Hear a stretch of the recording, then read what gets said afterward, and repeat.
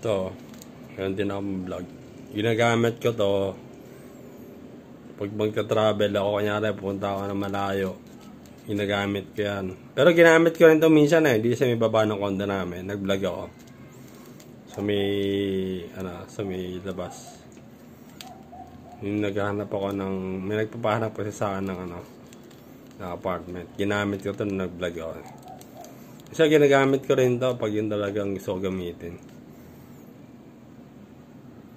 Kunyari pag pupunta kami ng malayo ng lugar, kasama ko yung mga kaibigan ko, pwede ko dadalhin.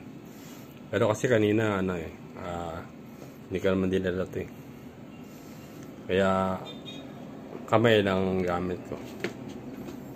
Ito talaga pang vlog talaga. Ito ganyan yan. Yan.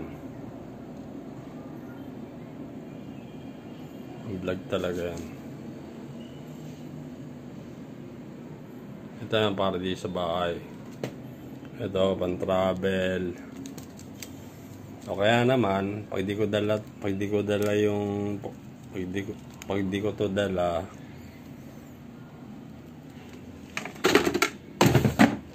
kamay lang ang gamit ko.